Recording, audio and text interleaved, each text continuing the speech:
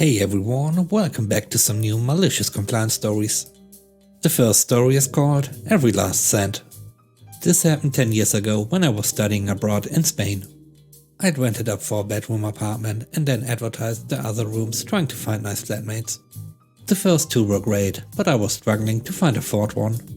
There were some people interested, but I just had a bad feeling about them.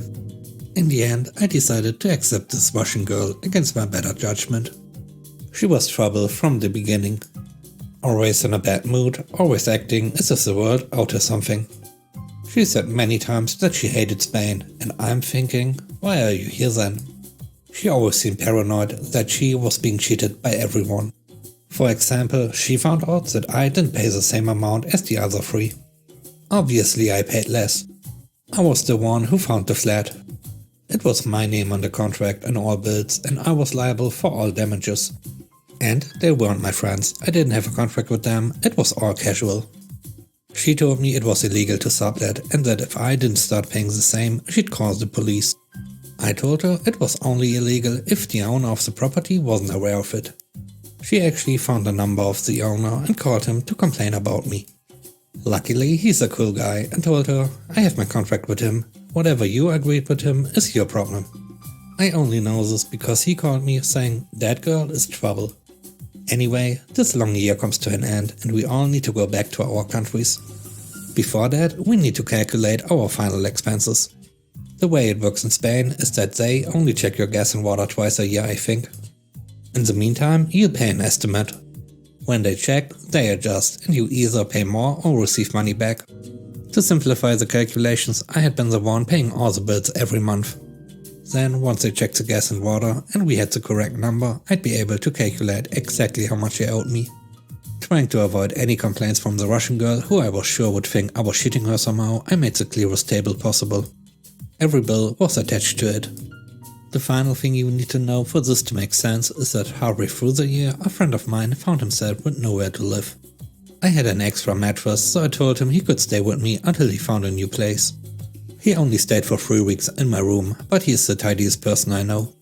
He was cleaning the apartment, he would surprise us with dinners, things like that. My other 2 roommates actually told me we should kick the Russian out and have my friend move in permanently with us.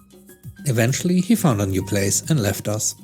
So when I was calculating the expenses, I thought it would be nice to just deduct 10 euros from what each flatmate owed me to compensate for the extra water, gas and electricity he spent.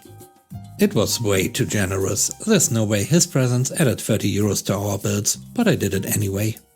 After doing that, the final total was something like 304.52 per person. I told them to just round it down to 300 euros, thinking I was the most generous landlord they'd ever find. Of course, the Russian girl wasn't happy. She told me she didn't think it was fair that I was just guessing it, that my friend had stayed for almost a month. So I should recalculate it, but divide 1 month by 5 instead of 4. I was just rolling my eyes like, it must be so exhausting being you. So I was like, okay, let's do it together so you don't think I'm cheating you. She sat by me and we revised the accounts and voila, by doing it her way, she now owed me more. It was just like 5 euros more, but of course I didn't round it down this time, I had her give me every last cent. The next story is called The Truth Didn't Help You. Have you ever met those people who have just no business raising children? I sure have. I refer to them as stepmother and father.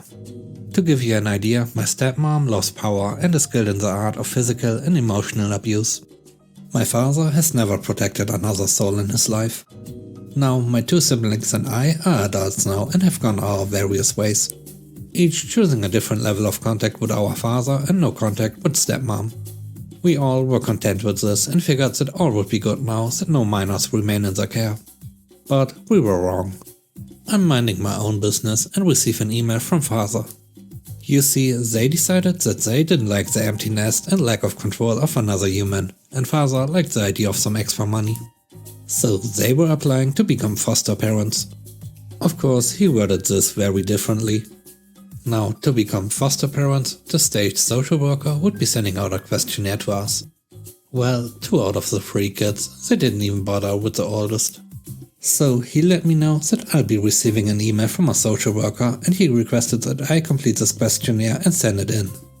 Now, I don't respond right away, and my sister reaches out to me regarding this, as she is not a fan and does not want to fill it out. She informs our father of all the reasons that she doesn't agree with them fostering children. He decides to ignore the facts of our childhood and claims that she has no reason to be upset. She just needs to fill out the form honestly so they can foster. Father also reaches out to me again, complaining about my sister's response and asking me if I'm going to be difficult or just fill out this questionnaire for them. He claims that our childhoods were just fine and he just needs this done. Well, who am I to not honestly fill out this form? I tell him that I'll fill it out. I pull up the form that the social worker sent and fill it out honestly.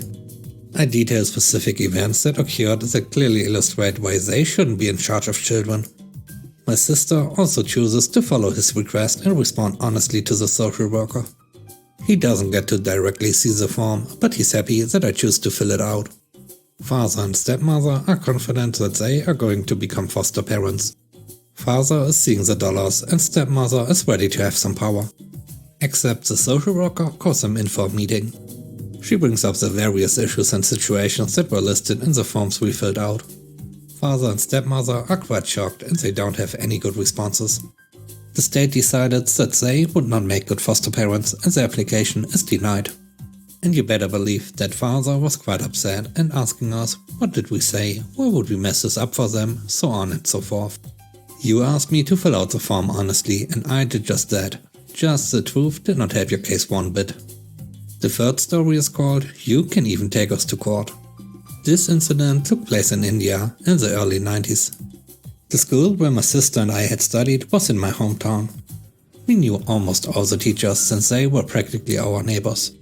When it came to the time I graduated from school, the principal had retired and the vice principal took over as the principal. The vice principal was also from the same town and for some unknown reason had some sort of grudge against my father. In local gatherings he would always try to belittle my father at all chances he could get. My father would normally let it pass since he knows that getting into silly arguments with such a bully is totally unproductive. When my sister and I had joined the school, my father was required to pay a refundable deposit of 5,000 per child. This would be returned back at the time each child graduated from the school. 10,000 rupees in the 90s was a large amount then and is equivalent to 95,000 rupees nowadays. I graduated in 1989.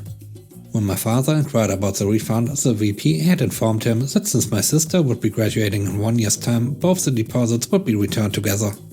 So when my sister graduated from school, my father requested the school to refund both the deposits. There was no response even after 2 weeks and my father personally went to the school to demand the refund. The VP, being the egotistical bully, started arguing with my father, stating that the school can refund the deposits. The argument became very heated and he outright refused point blank. He said, "We are not returning the deposits. Do what you can. You can take us to court if you want." My father went silent, got up and left the school. He came home, sat down with my mother and went through all the school-related documents she had kept. He found the receipts for the deposits. He took them to his lawyer friend. And then my dad informed his friends whose children were in the same school about the issue. The lawyer filed the case and took the school to court. The school couldn't provide any reason for withholding the deposits and fighting with the parent. So my dad won. The school was instructed to pay back the deposits with interest and the court dues. My father's friends, who were in the Parents Teachers Association, took up the issue in the subsequent meeting. He got the school's trustee board to ensure that such issues won't be dealt with in the same manner and all deposits will be refunded in time. They strictly warned the VP not to bring personal grudges into school business. Other parents who were owed deposits but had forgotten about it started claiming them. It cost the school a lot to pay back the deposits. The last story is called Karen Demands Salutes. There are a handful of rules to saluting in the American military. The when, why and how is drilled into you from boot camp until the day you leave. Even the order in which the salutes are rendered have meaning. When it comes to vehicles, there are helpful insignia and stickers to indicate if it's an officer, such as colored stickers located on the front shield. My base was small enough that it was everyone's job at some point to do sentry duty at the front gate, which had housing for military families. Sentry duty was pretty basic. He would stop every vehicle, check IDs and then wave them through. If they were an officer, you'd see it coming with those colored stickers, and after verifying the identity of the officer, you'd salute and send them on their way. One day while on duty, I approached a vehicle with an officer sticker, and there was only the officer's wife driving in the vehicle. I returned her ID, wished her a nice day, and waved her through. She was pausing with a stern look. "Where's my salute, petty officer?" Now, Karen here was the wife to a higher ranking officer and has clearly fallen under the impression people are saluting her somewhere along the way. Some of the junior enlisted might have even been saluting her, as they were pretty easy to bully. But I politely replied, "Ma'am, salutes are only rendered to commissioned officers." She angrily pointed her chubby little fingers at the front of her windshield towards her husband's officer sticker. "I have a sticker, and you need to salute the sticker." I curtly continued, "I'm afraid that sticker is not an officer either." Frustrated, she pulled through and left my post. My cover guy and I watched her drive down the street and pulled right into the administrative building with the top brass. She huffed into the building as quickly as her soft body would take her. We exchanged a look between us with wide smiles, knowing exactly where this is probably going. Later that day, we get a new official base-wide mandate. From here forward, all enlisted will salute vehicle stickers of officers, regardless of who's in the vehicle. Roger that, let's start the malicious compliance. It's worth noting that when you salute an officer as enlisted, you do it first, and you hold that salute until you are saluted in return and they lower theirs. Only then do you lower your salute. It signals that you are saluting them and they are replying. Additionally, when saluting a group of officers, you generally direct your salute and greeting to the highest ranking individual. Now, as far as I know, this stupid sticker salute order has no accommodation for how a Toyota fits into the officer's pecking order. Additionally, if the car is unoccupied, it's not like that sticker is removed. After that order came through, we all began saluting stickers. Personally, I would direct my salute to the sticker. I would also prioritize sticker salutes over officers. Let me tell you, walking through parking lots was a blast as I saluted empty cars on my way to wherever. More and more people saw me doing it, and more people started doing it. Not long after, the order was publicly rescinded. This hilariously had the balancing effect of never rendering a salute to anyone but a clearly known officer, cementing Karen never getting her unearned salutes. Thanks for watching the video. I hope you enjoyed it. If you did, please leave a like, comment and subscribe. Have a great day. Bye bye.